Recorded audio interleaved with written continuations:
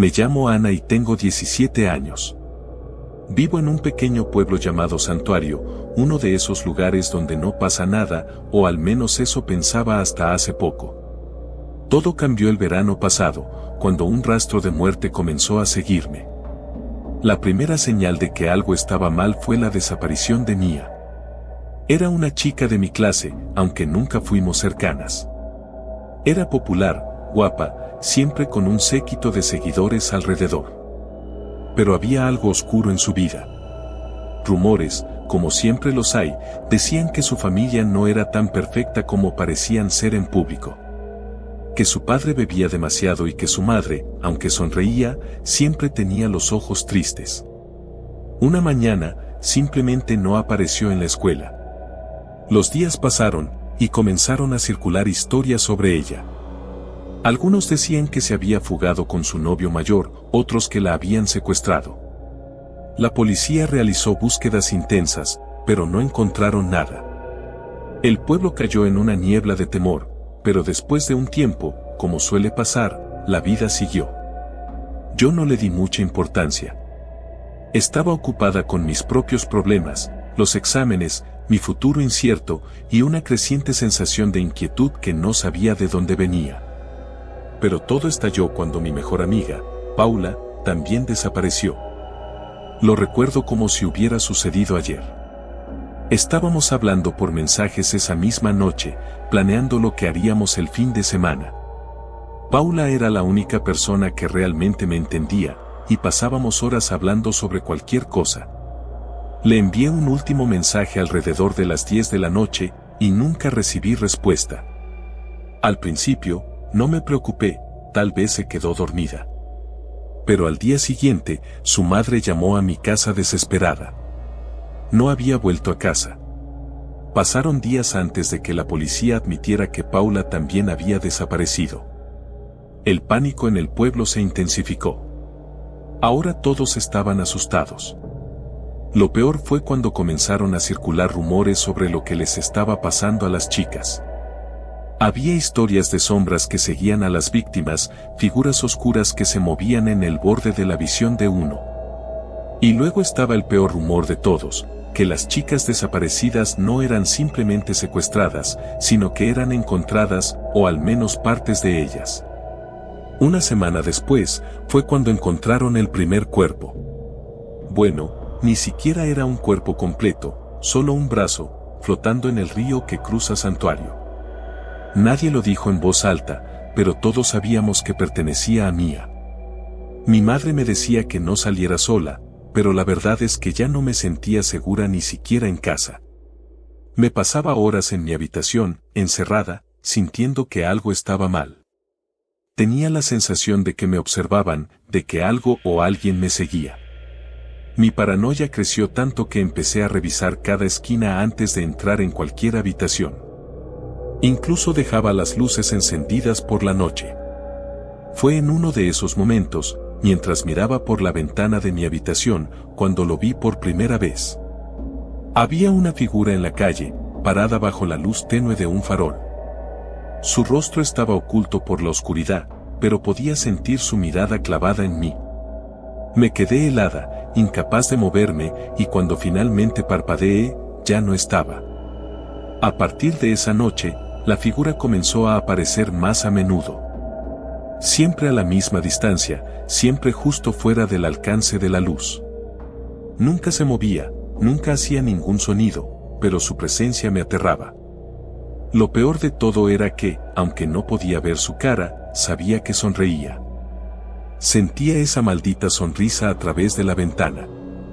Pasaron semanas. Nadie más desapareció después de Paula, pero las cosas no mejoraron.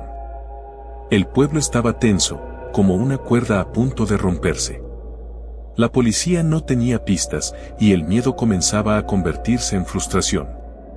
Una tarde, decidí que no podía más. Me negaba a vivir aterrorizada por algo que ni siquiera podía comprender. Así que, armada con una determinación imprudente, decidí salir a caminar. No quería estar encerrada en mi casa, esperando que algo me atrapara. Quería enfrentar mi miedo. Caminé por las calles vacías del pueblo, con las luces de los faroles apenas iluminando el camino. Mis pasos resonaban en el pavimento, cada vez más rápidos, más nerviosos. Sentía que el aire se hacía más denso a mi alrededor. Algo no estaba bien. Lo sentí antes de verlo. Esa misma presencia, la figura en las sombras, observándome desde algún lugar cercano. Me detuve, girando sobre mis talones, tratando de ubicarla. Y entonces lo vi, parado al final de la calle, más cerca que nunca. No estaba bajo un farol esta vez, estaba allí, completamente visible en la penumbra. Su rostro seguía siendo una mancha oscura, pero algo dentro de mí sabía que esa figura no era humana. O si lo había sido, ya no lo era más. Mi corazón latía con fuerza mientras retrocedía lentamente. Fue entonces cuando oí su voz. Era suave, apenas un susurro, pero lo suficientemente claro como para congelarme en el lugar. Ana. ¿Cómo sabía mi nombre? No podía respirar. Todo en mi cuerpo me decía que corriera, pero mis piernas no respondían. La figura dio un paso hacia adelante y fue como si una ola de oscuridad lo rodeara. A cada paso que daba, la calle se volvía más oscura, más fría. Ana, ven. Finalmente, mis piernas respondieron, y corrí. Corrí como nunca antes lo había hecho, sin detenerme a mirar atrás. Podía sentirlo, su presencia, siguiéndome de cerca, pero no me atreví a girar la cabeza. Cuando finalmente llegué a mi casa, cerré la puerta de golpe y me apoyé contra ella, jadeando. El silencio en mi hogar era ensordecedor, pero al menos ya no sentía esa horrible presencia. Me quedé allí, tratando de recuperar el aliento, cuando el teléfono sonó. Con manos temblorosas, lo contesté. La voz al otro lado era baja, rota por el miedo. Ana, soy Paula. Mi corazón se detuvo. No podía ser. Ana, ayúdame, La voz de Paula se cortó con un sonido estridente, como si algo o alguien la hubiese interrumpido. Colgué el teléfono antes de que pudiera escuchar más. Esto no podía estar pasando. Mi mejor amiga no podía estar viva. ¿O sí? No dormí esa noche. Me quedé sentada en el sofá, con las luces encendidas, esperando. No sabía qué, pero esperaba. Esperaba algo. A la mañana siguiente, tomé una decisión. Si Paula estaba viva, de alguna manera, tenía que encontrarla. Tenía que saber la verdad, aunque eso significara enfrentar a esa cosa. Fui al bosque al sur del pueblo. Sabía que algo oscuro se ocultaba allí. Lo sabía desde pequeña, desde que mi madre me advertía sobre no ir sola. Pero ahora estaba decidida. Necesitaba respuestas. Caminé durante horas, adentrándome cada vez más en el denso follaje. El silencio era absoluto, y la sensación de ser observada volvió, más intensa que nunca. Finalmente, llegué a un claro donde el aire parecía más pesado, cargado de muerte. Y allí, en el centro del claro, la vi. Paula. O lo que quedaba de ella. Su cuerpo estaba colgado de un árbol, deformado, mutilado. Sus ojos vacíos parecían mirarme, acusándome. Pero lo peor de todo era la sonrisa. Esa maldita sonrisa que ahora reconocía, la misma sonrisa que había visto en la figura en las sombras. Di un paso hacia atrás, temblando. No podía ser real. Pero lo era. Y entonces, lo oí. Ana. La voz. Esa voz. La misma que había oído en la calle, la misma que había susurrado mi nombre. No tenía a dónde huir.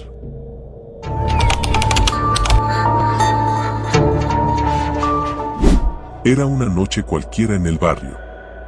A pesar de vivir en una ciudad grande, mi calle siempre me había parecido un oasis de tranquilidad. No es que fuera perfecta, pero al menos era lo suficientemente silenciosa para dormir sin interrupciones. O eso pensaba hasta esa noche. Vivo en un bloque de apartamentos de 3 pisos, justo en el segundo, con una vista perfecta de la calle. Desde la ventana de mi sala de estar, suelo observar el ir y venir de los vecinos, los coches aparcando y, a veces, alguna que otra escena curiosa.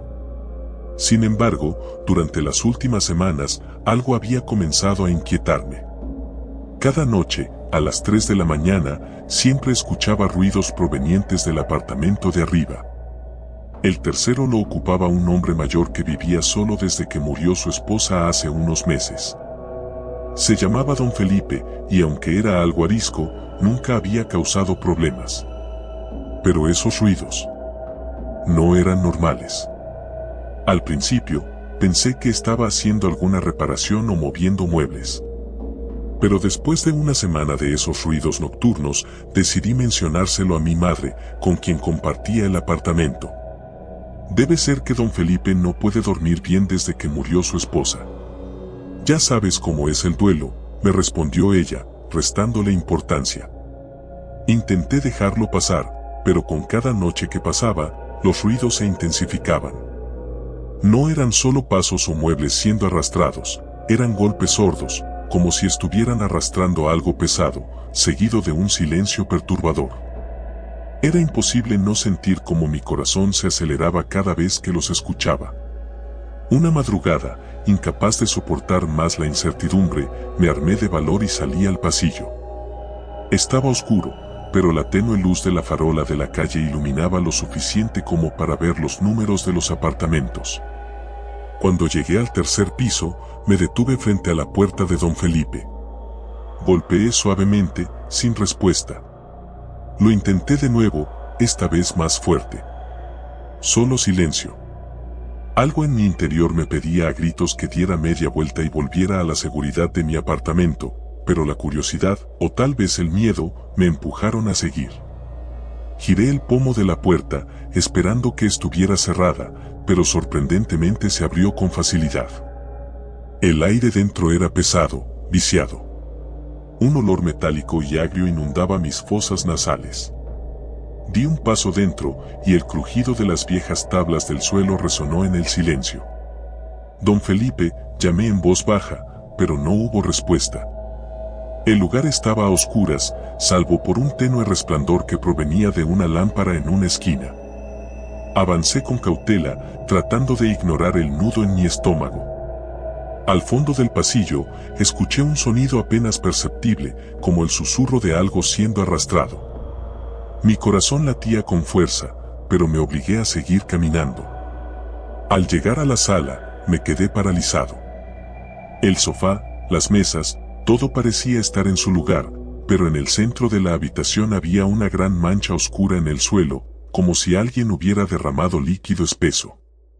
Me acerqué, temblando, y al agacharme, pude ver que la mancha era roja. Sangre. Retrocedí de inmediato, con las manos temblorosas. Esto no está pasando, me repetí en mi mente. Quería correr, pero algo me detuvo. El sonido. Ese arrastrar constante que provenía de la habitación al final del pasillo. Sabía que lo mejor era salir de ahí, pero mis pies parecían tener vida propia. Caminé lentamente hacia la puerta entreabierta, empujándola con suavidad. La habitación estaba oscura, excepto por una lámpara de mesa que parpadeaba de manera intermitente. Y entonces lo vi. Don Felipe estaba de pie, de espaldas a mí, con la cabeza inclinada hacia un cuerpo que yacía en el suelo. El cuerpo de una mujer. ¿Qué está haciendo?, pregunté, aunque mi voz apenas salió en un susurro. No se giró, pero dejó de moverse. El silencio que siguió fue tan denso que podía oír el zumbido de la lámpara. Sentí un sudor frío recorriéndome la espalda. La escena frente a mí no tenía sentido. Esa mujer no podía ser real. Pero lo era. De repente, el cuerpo en el suelo se movió ligeramente, dejando escapar un débil gemido. No estaba muerta. Estaba viva. Mi cerebro gritaba que corriera, que gritara, pero mis piernas no respondían. Solo pude quedarme allí, viendo cómo Don Felipe se agachaba lentamente hacia la mujer, sujetando algo en sus manos que no podía distinguir bien. En ese momento, un ruido detrás de mí me hizo dar un salto. Me giré rápidamente y vi una figura moviéndose en la penumbra del pasillo. Mis ojos tardaron un segundo en adaptarse, pero cuando lo hicieron, lo que vi me dejó sin aliento. Era otra persona. Alguien que no había visto antes, pero que parecía estar cubierto de sangre. Lo peor era su sonrisa, una mueca torcida que no mostraba ninguna emoción, como si estuviera disfrutando del espectáculo. Mi cuerpo por fin reaccionó. Corrí. Bajé las escaleras como si mi vida dependiera de ello, porque en ese momento sentí que realmente lo hacía. Cuando llegué a la puerta de mi apartamento, la cerré de un portazo y me deslicé al suelo, tratando de recuperar el aliento. Durante los días siguientes, intenté olvidarlo, convenciéndome de que todo había sido un mal sueño, pero no podía borrar de mi mente la imagen de don Felipe inclinado sobre aquella mujer. No podía dejar de pensar en la figura que me había observado desde el pasillo. Decidí contarle todo a mi madre. «No puedes estar hablando en serio», me dijo, incrédula. «Don Felipe siempre ha sido un hombre tranquilo. Estás exagerando». Pero no lo estaba. Esa noche, mientras intentaba dormir, los ruidos regresaron. Esta vez eran más fuertes, más claros, como si estuvieran directamente sobre mi cabeza. Sabía que no podía quedarme sin hacer nada. Al día siguiente, fui a la policía. Conté todo lo que había visto, y aunque al principio no parecían tomarme en serio, uno de los oficiales decidió acompañarme al apartamento de don Felipe. Tocamos la puerta. Nada. Tocamos de nuevo, y esta vez, escuchamos pasos. La puerta se abrió lentamente, y allí estaba él, con su habitual mirada cansada. «¿Qué pasa, jóvenes?», preguntó con voz ronca. El oficial le explicó que habíamos recibido quejas por ruidos extraños y quería echar un vistazo. Don Felipe nos dejó entrar sin protestar. Todo parecía en orden, pero yo no podía quitarme la sensación de que algo estaba mal. Intenté mirar alrededor, buscando cualquier señal de lo que había visto aquella noche, pero no había ninguna mancha, ningún rastro de la mujer. Cuando nos íbamos, el oficial me lanzó una mirada de advertencia, como si dijera, «No me hagas perder el tiempo». Pero antes de que pudiera salir del apartamento, algo llamó mi atención, una pequeña gota de sangre en el borde de la alfombra del pasillo. Me detuve, señalando el lugar. El oficial frunció el ceño y se agachó para examinarlo más de cerca. «¿Qué es esto, Felipe?», preguntó con tono severo. «Oh, eso. Me corté mientras preparaba la cena anoche», respondió él con calma. El oficial se levantó, visiblemente frustrado. «Bueno, muchacho, no hay nada aquí. Si escuchas algo más, llámanos».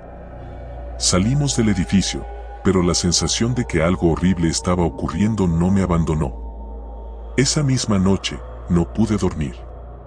Me quedé despierto, escuchando. No hubo ruidos, pero una extraña sensación de inquietud se apoderó de mí. Al día siguiente, decidí investigar por mi cuenta. Navegué por foros de internet, buscando cualquier cosa relacionada con don Felipe. Después de horas de búsqueda, encontré un artículo de hace varios años que me dejó sin aliento.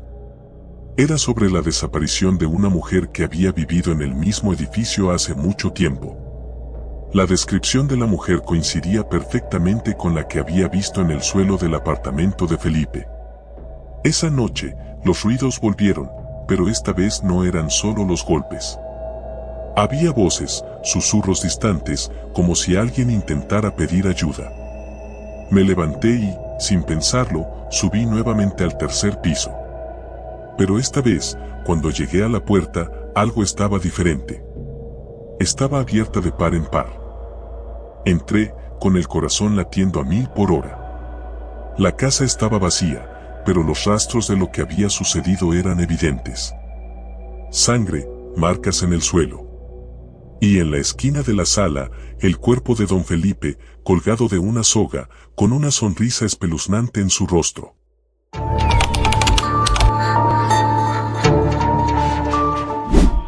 Era un viernes por la tarde cuando la noticia llegó a mi teléfono. Me encontraba en mi habitación, mirando la pantalla sin realmente prestar atención a lo que estaba haciendo, como suelo hacer al final de cada semana. Luego de tantas horas en la universidad, mi cerebro solía apagarse por completo. Sin embargo, aquella notificación me sacó de mi trance. Cuerpo encontrado en el Parque San Martín, leí en el titular que había enviado el periódico local. Mi corazón se detuvo un segundo. No porque el crimen fuera inusual en nuestra ciudad, sino por la localización. El Parque San Martín quedaba a solo 5 cuadras de mi casa. Lo conocía como la palma de mi mano, pues solía pasar por allí todos los días para ir a la universidad. Nunca había escuchado de algo tan perturbador ocurriendo ahí. La sensación de seguridad que siempre había sentido comenzó a evaporarse. Decidí investigar un poco más, así que hice clic en el artículo. No había muchos detalles, apenas un par de líneas que mencionaban que la policía había encontrado el cuerpo de una mujer joven. Los vecinos aseguraban no haber visto ni escuchado nada inusual la noche anterior, pero todos parecían estar de acuerdo en una cosa: el parque había cambiado. Lo extraño de todo esto es que había escuchado rumores en la universidad durante la última semana. Alguien había mencionado que una chica de uno de los cursos superiores estaba desaparecida, pero yo no había prestado mucha atención. Pensé que era solo un malentendido, o quizás un drama típico entre amigos. Ahora no estaba tan seguro. ¿Sería ella la víctima?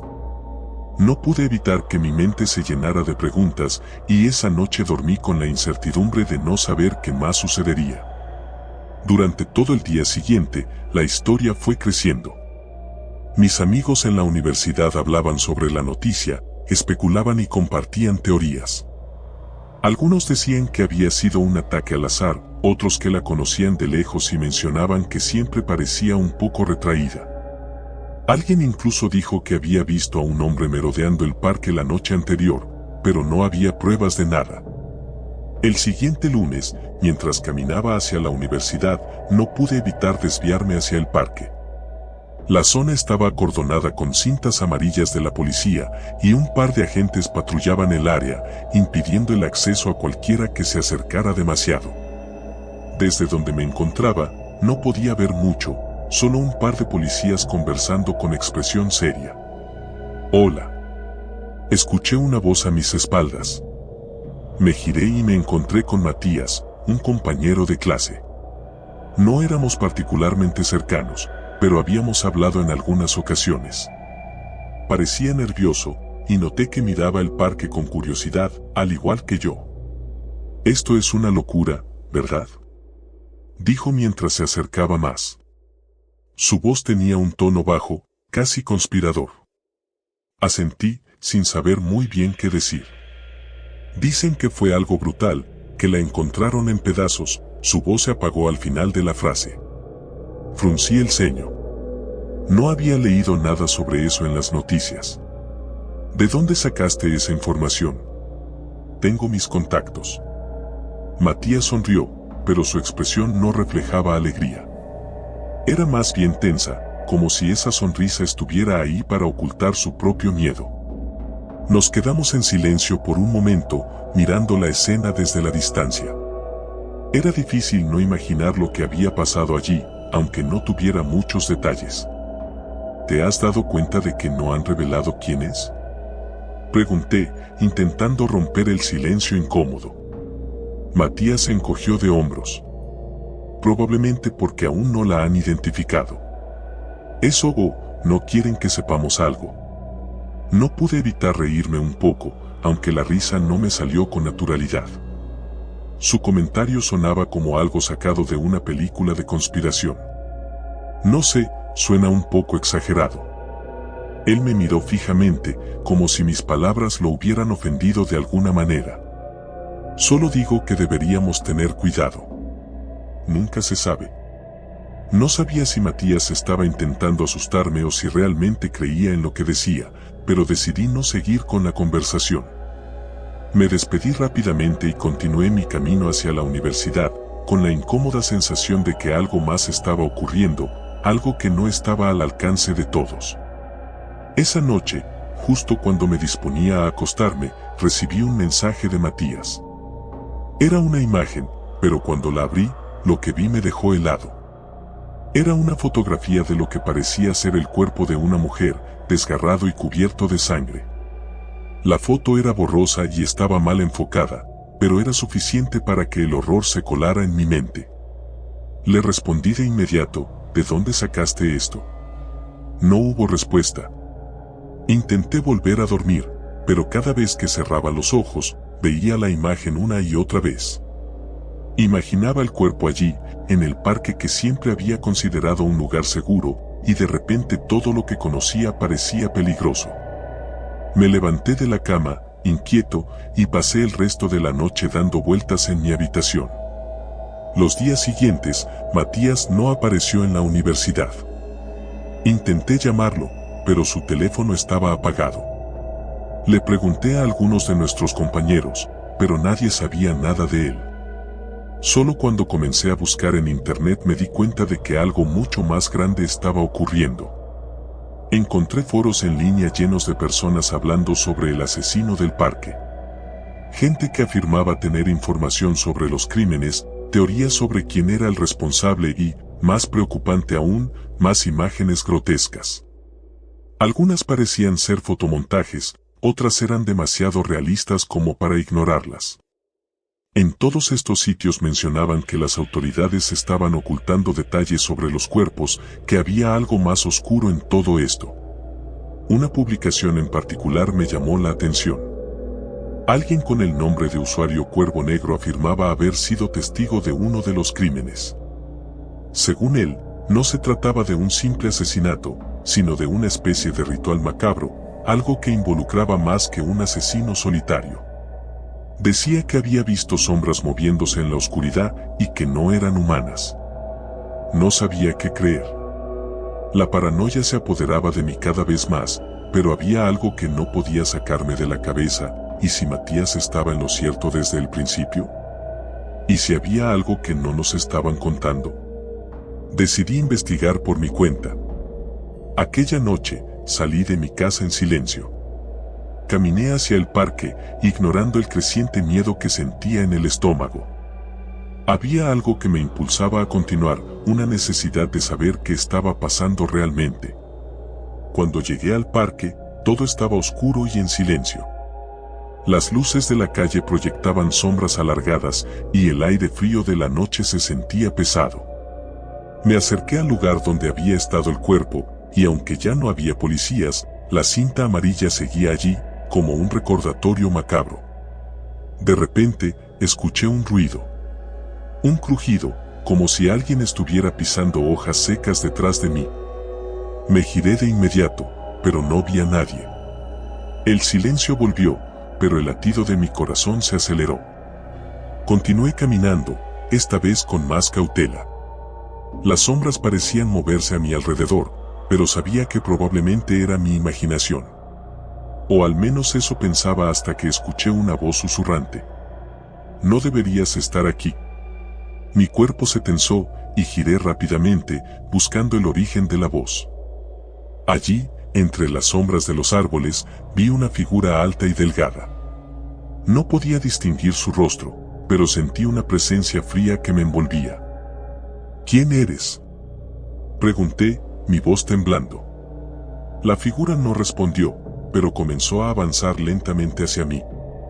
Retrocedí instintivamente, pero tropecé y caí al suelo.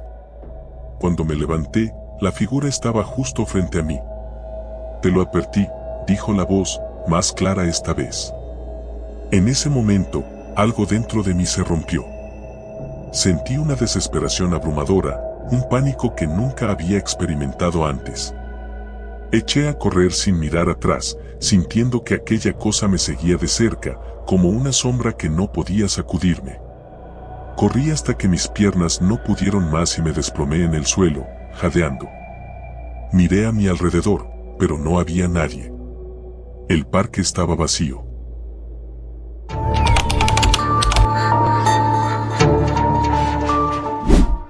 Siempre supe que algo andaba mal en mi vecindario, pero nunca pensé que descubrirlo cambiaría mi vida para siempre. Crecí en un barrio tranquilo, de esos donde todos los vecinos se conocen y nadie se preocupa por cerrar con llave las puertas. O al menos, eso era lo que aparentábamos. Sin embargo, bajo esa fachada de tranquilidad, se escondía un oscuro secreto que apenas ahora, a mis 17 años, logré comprender. Todo comenzó cuando mi mejor amigo, David, desapareció. Era viernes por la noche y habíamos quedado en ver una película en su casa. Me envió un mensaje a eso de las 6 diciéndome que llegara un poco más tarde, que su mamá lo había mandado a hacer unos recados. No le di importancia, así que me quedé en casa viendo videos hasta que fuera la hora. Pasaron las 8 y no supe más de él. Le envié un mensaje y no me respondió. Lo llamé varias veces, pero no contestaba. Pensé que quizás se le había descargado el celular, así que decidí pasarme por su casa de todos modos. Llegué a la casa de David a las 9 en punto. La luz de la sala estaba encendida, pero nadie me abrió la puerta. Toqué varias veces, y después de unos minutos, su mamá salió, con una expresión que no supe descifrar en ese momento. ¿David está aquí?, pregunté, aunque algo en su rostro me decía que la respuesta sería negativa. No ha llegado, respondió, su voz temblando ligeramente. Se fue hace horas y no he sabido nada de él. Eso me alarmó. Sabía que David no solía desaparecer así sin avisar. Siempre fue responsable y no se alejaba mucho sin decirle a su mamá. Pensé en ir a buscarlo, pero no tenía ni idea de dónde podría estar. Su mamá ya había llamado a la policía y me dijo que esperara con ella. Acepté, pero la ansiedad no me dejaba estar tranquilo. Algo no estaba bien. Lo sentía en mis entrañas. Las horas pasaron, pero no hubo noticias de David. Me fui a casa cerca de la medianoche, con la cabeza llena de pensamientos oscuros. ¿Y si le había pasado algo? ¿Qué tal si estaba en peligro y nadie lo sabía? No pude dormir esa noche. Al día siguiente, las autoridades llegaron al vecindario, peinando el área en busca de alguna señal de David. Yo intenté unirme a la búsqueda, pero me dijeron que era mejor que me quedara en casa. Eso me enfureció, pero sabía que no tenía opción. Me quedé en mi cuarto, mirando el techo, recordando las veces que David y yo habíamos bromeado sobre lo aburrido que era nuestro vecindario. A las 10 de la noche, el teléfono de casa sonó. Mis padres lo contestaron y la tensión en el aire era palpable. Sabía que no eran buenas noticias. Mi madre entró a mi cuarto poco después, con los ojos hinchados. Me dijo que David había sido encontrado muerto. Mi corazón se detuvo un segundo. La habitación giró a mi alrededor. ¿Muerto? No. No podía ser. Lo encontraron en el parque que solíamos frecuentar, el que quedaba a unas calles de nuestras casas. Estaba cubierto con ramas y hojas, como si alguien hubiera intentado ocultar su cuerpo. No pude dormir esa noche tampoco. La imagen de David, mi mejor amigo, muerto en un parque, no me dejaba en paz.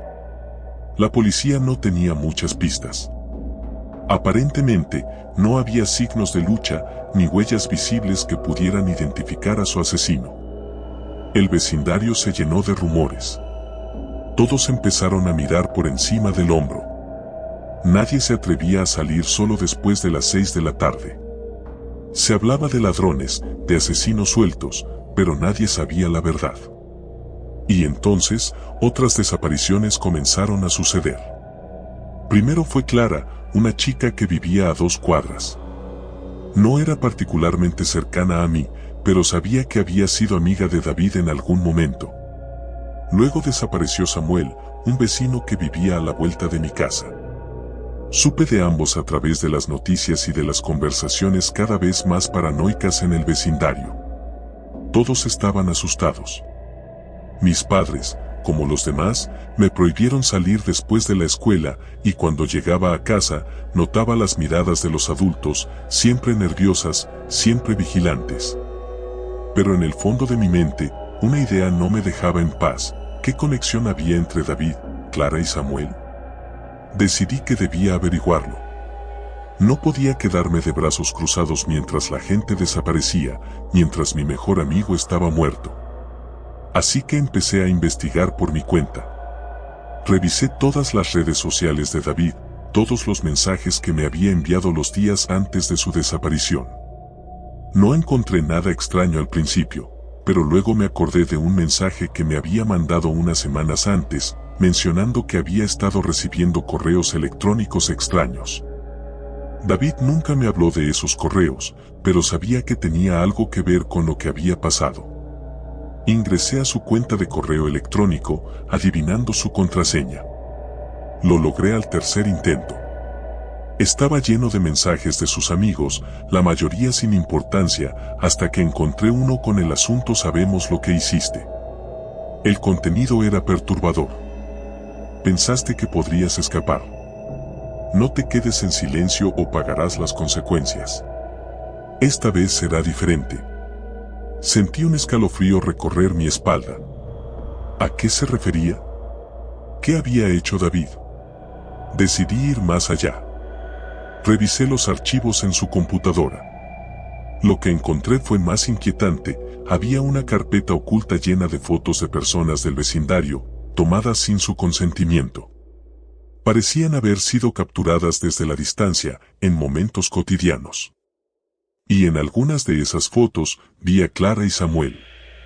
¿David los había estado siguiendo? ¿Era alguna clase de broma o algo más siniestro? No sabía qué pensar.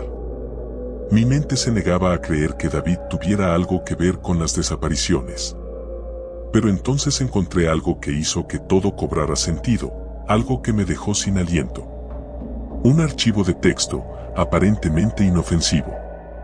Dentro, había una lista con nombres. Nombres de personas del vecindario, muchos de los cuales ya habían desaparecido o habían sido encontrados muertos. Pero lo más aterrador de todo era que, en la parte inferior de la lista, estaba mi nombre. Un sudor frío recorrió mi cuerpo. Cerré la computadora de inmediato, como si al hacerlo pudiera evitar lo que acababa de descubrir. Pero no podía escapar de la verdad, alguien me estaba vigilando, y yo era el siguiente. Sabía que no podía quedarme callado, pero también sabía que no podía confiar en nadie. Decidí hacer lo único que me parecía lógico, enfrentarme a quien estuviera detrás de todo esto. Sabía que debía haber alguien más involucrado, alguien que estuviera moviendo los hilos desde las sombras. Durante las siguientes noches, estuve más alerta que nunca. Sabía que el tiempo corría en mi contra, y que pronto sería mi turno. Hasta que una noche, escuché un ruido en el patio de mi casa. Salí a investigar, con el corazón en la garganta. Lo que vi me paralizó, una figura alta, encapuchada, observándome desde la esquina más oscura del jardín. Corrí de vuelta a mi habitación, cerrando la puerta de un portazo. Intenté llamar a mis padres, pero estaban fuera. Estaba solo. La figura no me siguió, pero algo dentro de mí me decía que había sido una advertencia. Sabían que yo sabía. Y no tardarían en venir por mí. Decidí que no podía esperar más. Con las pocas pistas que tenía, volví al parque donde encontraron a David. Había algo en ese lugar, algo que sentía que no había sido descubierto. Caminé entre los árboles, mis pies hundiéndose en la tierra húmeda, hasta que encontré un pequeño cobertizo que nunca había visto antes. La puerta estaba cerrada, pero no con llave. La abrí lentamente, sintiendo que estaba cruzando una línea de la que no habría retorno. Dentro, el hedor a muerte era inconfundible. Y ahí, en el centro del cobertizo, lo vi, un altar macabro con fotos, velas y objetos personales de cada una de las víctimas, incluyendo una foto mía. Entonces lo entendí todo. El asesino no era un extraño. No era un forastero. Era alguien del vecindario, alguien que había estado observando a todos durante años. Y de alguna forma, David había descubierto su identidad. Por eso fue asesinado. pero la verdadera pregunta era, ¿quién? Mis pensamientos fueron interrumpidos por un sonido detrás de mí. Me giré, y ahí, en la puerta del cobertizo, estaba el asesino. Era el vecino más amable del vecindario. El hombre que todos admiraban, el que siempre ayudaba a los demás. Pero en ese momento, vi su verdadera naturaleza reflejada en sus ojos oscuros. Y supe que mi tiempo se había acabado. Nunca hubo oportunidad de escapar. La noticia de mi desaparición se esparció rápidamente por el vecindario, pero nunca encontraron mi cuerpo. Como el resto, fui solo otro nombre en la larga lista de crímenes horribles que nunca serían resueltos. Pero el asesino seguía libre, observando, esperando a su próxima víctima. Y si te atreves a mirar demasiado de cerca, tal vez seas tú.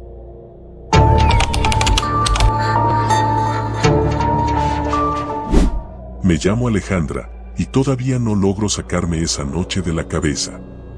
Al principio, parecía una simple aventura con mis amigos, algo para pasar el rato, pero pronto nos dimos cuenta de que habíamos desenterrado algo mucho más oscuro. Algo que cambió nuestras vidas para siempre. Todo empezó cuando Diego encontró un sitio web extraño mientras navegaba por la Deep Web. Era una especie de foro secreto que hablaba sobre crímenes no resueltos en nuestra ciudad. Lo curioso es que algunos de los crímenes de los que hablaban ni siquiera habían llegado a las noticias. Se referían a ellos como los crímenes del sótano. Había múltiples hilos donde la gente especulaba sobre quién estaba detrás, pero nadie parecía tener una respuesta clara. Diego siempre había sido el más curioso del grupo. Nos arrastraba a todas las cosas raras que encontraba, y esta vez no fue la excepción. No lo dudó ni un segundo en compartir el enlace con nosotros, y aunque inicialmente me pareció algo estúpido, la idea de resolver un misterio real era demasiado tentadora para ignorarla. ¿Qué pasa si esto es solo una tontería?, pregunté mientras revisaba el sitio desde mi teléfono. La interfaz era antigua, con un diseño minimalista y tonos oscuros que daban una vibra extraña. No lo creo, respondió Diego, con los ojos brillando de emoción. Estos crímenes no están en ninguna parte. Son reales. Hay algo que la policía no nos está contando. Ana, quien era la más sensata de nosotros, frunció el ceño desde el sofá. No deberíamos estar investigando esto. Parece peligroso. Diego se encogió de hombros. Eso es lo que lo hace emocionante, ¿no?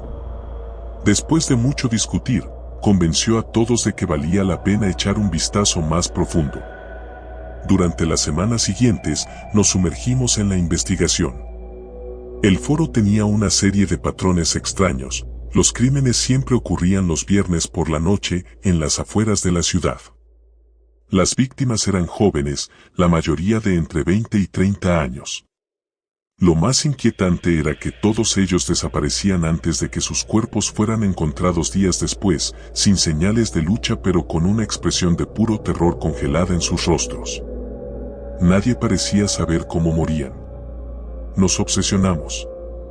Cada viernes nos reuníamos en la casa de Diego para buscar más pistas, convencidos de que estábamos a punto de descubrir algo importante.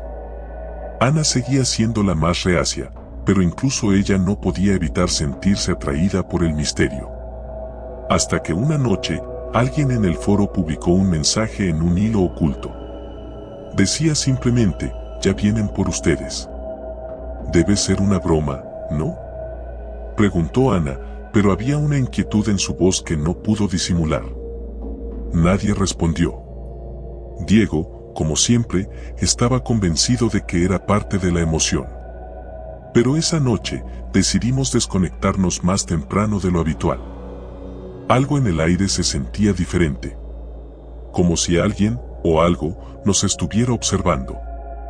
La semana siguiente fue extraña.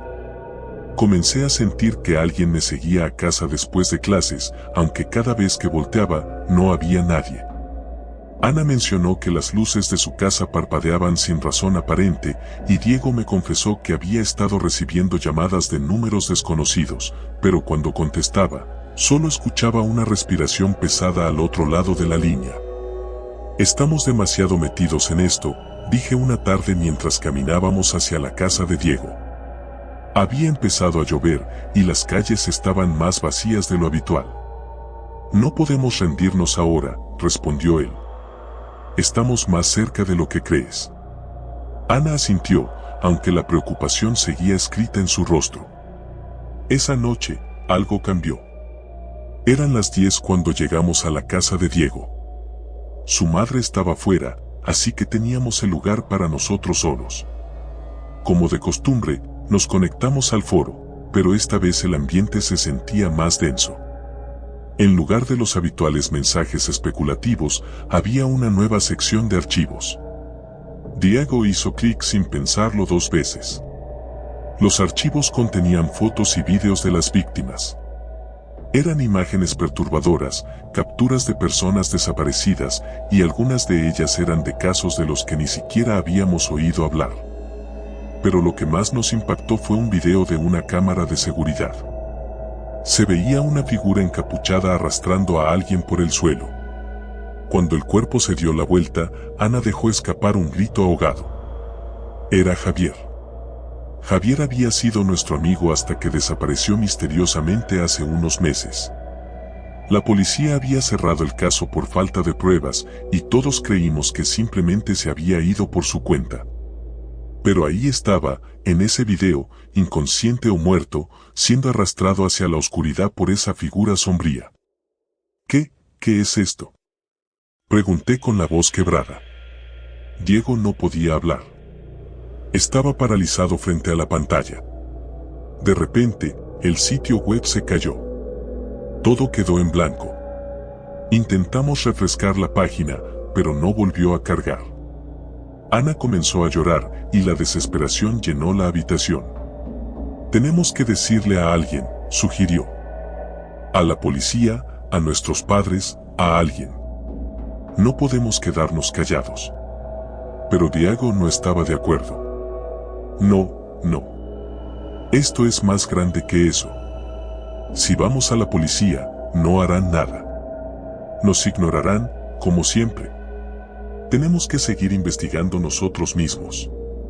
Fue en ese momento cuando el ruido llegó. Un sonido apagado, como si alguien estuviera golpeando la ventana del sótano.